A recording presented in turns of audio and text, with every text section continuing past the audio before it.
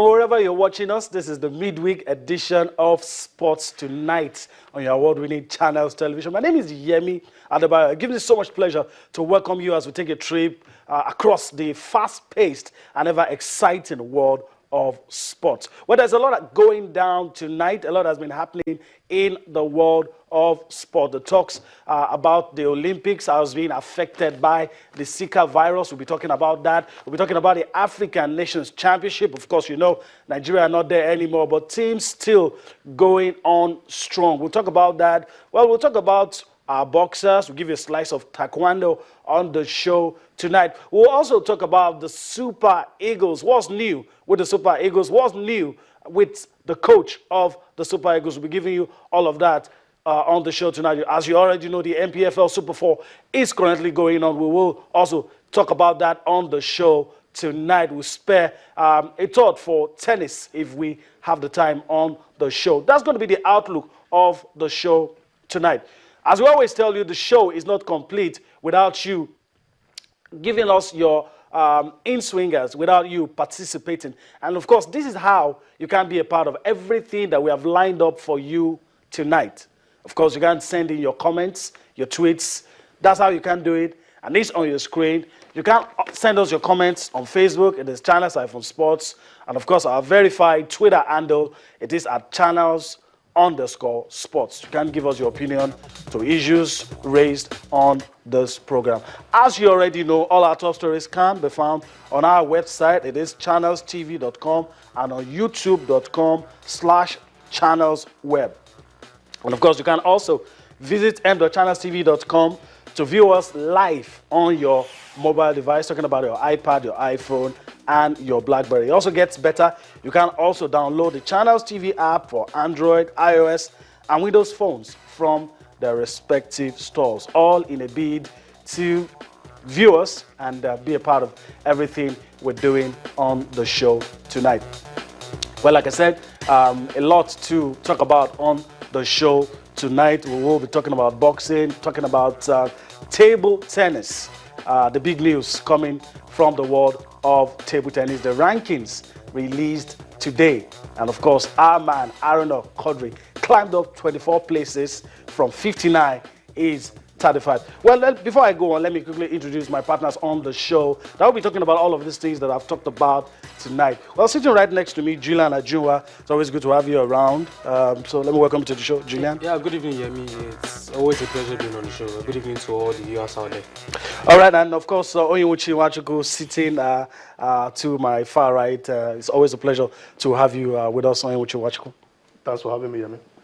All right, let's quickly talk about table tennis. And of course, I think the first thing that should come that we should talk about is Aaron Kodri, how he's been able to claw his way after securing 85 points from Hungary and in Germany. He's been able to claw away at 24 places and is now in the 35th position. I'll start with you, Owen. I think it's a good one. Yeah, very heartwarming. You know, you see, it's a reward for participating at events. Yeah. You know, he went to the quarterfinals at the Hungarian Open and also participated a few days later. He went to the German Open. And then when you are attending, world, ranked events, you're going to pick up points, and that has affected Aaron Kodri positively. He started the year, very well, and in February he's ranked 35th, and he's compared to Bode Abiodun. And we must point out that Bode Abiodun is not particularly a young man, in his mid-30s, but he's inspired by what Aaron Kodri is doing. Bode also moved 23 places in the world ranking. He's now 213 in the world. And to tell you that Aaron beats the world number 30 at the German Open, it's an indication of what he can do. And in less than 2 weeks, the big one in Khartoum, Sudan, is going to battle with African players for the one slot that is available for the ITTF World Cup. Okay. So I think doing well in this tournament with the ranking, going to Germany, going to Hungary to pick up points, to put him in the right frame of mind, to compete against the best in Africa. And remember that Omar Assad dropped in the ranking. Yeah. So I think it's a good one for Aaron Okwadri. Well, let me quickly bring you in, Julian. Despite dropping 2 places, Omar Asa is still by the rankings, still the best player on the continent. With the results in recent times, do you think he's taking a nosedive, or he's just still the best, no matter what? They will still the best, and he's just the man to beat. And he's more like challenging other male tennis players to see if they can better his rankings. Aaron Okwadri, just like my colleague here said, he has done very well. I mean, it's just like the FIFA rankings. Some people say it's controversial, but when you play friendly games against high-profile teams, for example, the Super Eagles beat a high-ranked team like Brazil or Spain, definitely our rankings will definitely improve, and that's what Aaron Okwadri has done in these 2 tournaments in Germany and Hungary. So really not surprising, but I really love to see him compete more with Omar Asa. It would give Nigerians more joy if he's ranked ahead of Omar Asa, because this is the same man that's always causing problems, a lot of times. So it will be a very good thing for Nigeria if he can, upshoot and become the best ranked player in Africa. Okay, and be the man to beat. Exactly. He will not be the new man to beat, but it's going to be a tall order. Okay. It's going to be very tall order, trust me. All right, let's still talk about table tennis. Good one happening on the domestic scene with the plans to have the under-16 National League that's supposed to serve from March 29 to April 8 at the National Stadium. I think that's also another good one. I don't know if I'm always singing the praises of the Nigeria Table Tennis Federation, but they seem to be doing the right things, if you ask me. Yeah, if you are doing the right thing, you will be highlighted positively. We are here. Sometimes when they do it wrongly, we also criticize them objectively. Yeah. And the Nigerian Table Tennis Federation, like you said, under Wahid Enitonshodi, in the past couple of years, have tried to revive the game. This is what we are used to in the past. We had handball championship, those zonal under-16 handball, basketball, volleyball. We have to keep these youths very active. That is the only way to discover budding talent. We can not just sit down here and pontificate.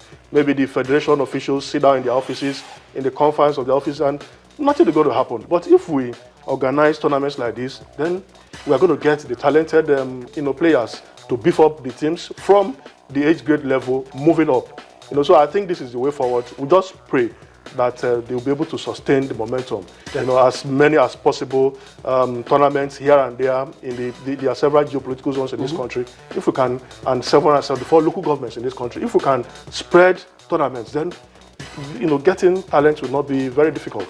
And Julian, we also hear that each state across the country is expected to present 2 boys, 2 girls, while in the overall top 8 players in the boys and girls event will qualify for what will be the Super League. And like Oye has pointed out, the main essence is to discover talents that will represent us at the junior level and probably make progress to the senior level. Absolutely. It's all about catching them young. And we want to see people succeed Aaron Okwadri, because when you talk about male tennis in Nigeria, the first thing we call is Aaron Okwadri. If he retires right now, who takes over from him? Okay. There's really nobody you can lean to also as it stands right now. So it's all about catching them young, trying to groom those young talents and making them achieve their dreams. If you spread these tournaments all through the local government right here in Nigeria, definitely lots of talent will be discovered. And it's for the good of Nigeria. And just like he has also said, the NTTF are doing something right, and we must commend them. If they're not doing well, we have to also criticize them objectively. So it's more like a wake-up call to other federations, different sporting federations, to also take a cue from